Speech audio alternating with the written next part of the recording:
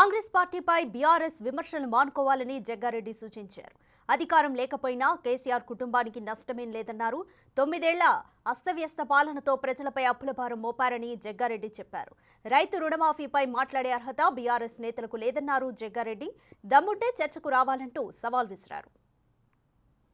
ఈ రుణమాఫీ మీద మాట్లాడే నైతిక హక్కు అటు కేసీఆర్ గారు కానీ ఇటు కేటీఆర్కి హరీష్ రావుకు ఉందా? మీరు మనుషులేనా? అసలు మీద నోరా లేకపోతే ఇంకేదన్నా? అది నోరా మోర్యా? నోరు అయితేనేమో శుభ్రంగా మాట్లాడవచ్చు, మోరు అయితేనేమో మురికి ముచ్చట్లేనా మీకు? మీరా 2 లక్షల రైతు రుణమాఫీ 25 రోజులు అయ్యింది. మీరు ₹1,00,000 4 ఏళ్ళు టైం తీసుకున్నారు. 4 కిస్తీలు, 1,00,000 మాఫీ కాలేదు, మళ్ళీ ₹1,00,000 మిత్తి అయింది. ఈడనేమో ఈడ మాకేమైనా ఖజానా ఉంచిపోయినారు? మీరు పెద్ద పెద్ద రంధ్రాలు చేసిపోయారు. ఈడ మీరు ఖజానా ఇచ్చినారా మీరు మాకు? కేసీఆర్, కేటీఆర్, హరీష్ రావు ఏమో ఈడ పెద్ద పెద్ద పెద్ద గుంతలు తవ్విపోయారు. ఈడ మీరు మా ఫైనాన్స్ మినిస్టర్ డిప్యూటీ సీఎం నెత్తి వలగొట్టుకుంటున్నాడు. ఇదేం పంచాయతీ రా నాయన? ఈ 6 లక్షల పంచాయతీ ఏంటి? కేటీఆర్, హరీష్ రావు, కవిత ఖాందాన్ అంతా సేఫ్, నో ప్రాబ్లం. వాళ్ళకి అప్పులు లేవు, సప్పులు లేవు, సీలకు ఉన్నాయి. వాళ్ళ గవర్నమెంట్ లేకపోయినా లండనో బిండనో యానోదరాలు సెటిల్ అయిపోతారు, నో ప్రాబ్లం వాళ్ళకు.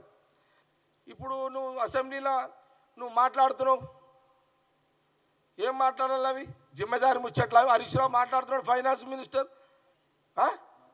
అదే మాజీ ఫైనాన్స్ మినిస్టర్.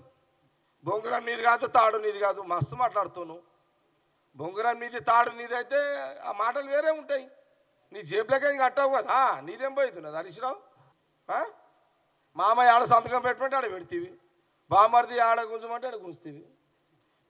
కేటీఆర్ ఇద్దరు బామర్దులు అంటే జోగాడు బాగాడు. తప్పదు, ఇక మాకు అనాల్సిందే. నువ్వు మా ముఖ్యమంత్రి నోటికోసం మాట్లాడితే మేమెందుకు కూకుంటాం? ఇక్కడ మా సీఎం రేవంత్ రెడ్డిని, మా కాంగ్రెస్ పార్టీని అంటావా? ఎట్లా అంటావు నువ్వు? నేనంటే కేటీఆర్ని ఛాలెంజ్ చేస్తున్నా.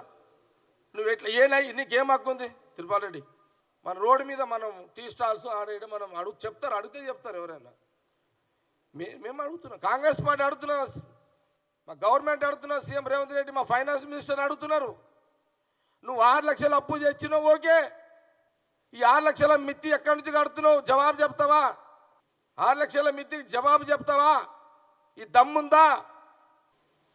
ఏంది అప్లోడ్ వచ్చిండు వాడు 3 లక్షలు అంటున్నాడు. ఏం చేసినావు 3 లక్షలు అంటే? రోజు నీకు చీర ఇప్పించినా, అవి ఇప్పించినా, ఇవి ఇప్పించినా, నీ బువ్వ పెట్టిన అప్పుతోటే పైసలని నేను అంట.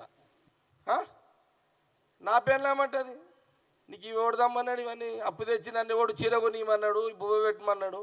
ఉన్నదో గంజో దాకా బతుకుతుంటే కాదు ఈ అప్పులతో. మరి ఈ పంచాయతీ ఆడగొడగొడతావు ఇప్పుడు ఇదంతా. ప్రజలు అడిగినారు, అప్పు తీసుకొచ్చి మాకు అన్నం పెట్టు, మాకు అనలే కదా. నీకు ప్రభుత్వం ఇచ్చినప్పుడు జిమ్మెదారిగా నా భార్యను ఏమంటుంది, నువ్వు బిజినెస్ చెయ్యి, దాని మీద ఆమ్దాన్ని పెట్టి నన్ను నడుపు, నా పిల్లలను నడుపు అంటది. కానీ నువ్వు అప్పుల నువ్వు రేసుకొని నన్ను అన్నది కదా. ప్రజలు కూడా అంతే.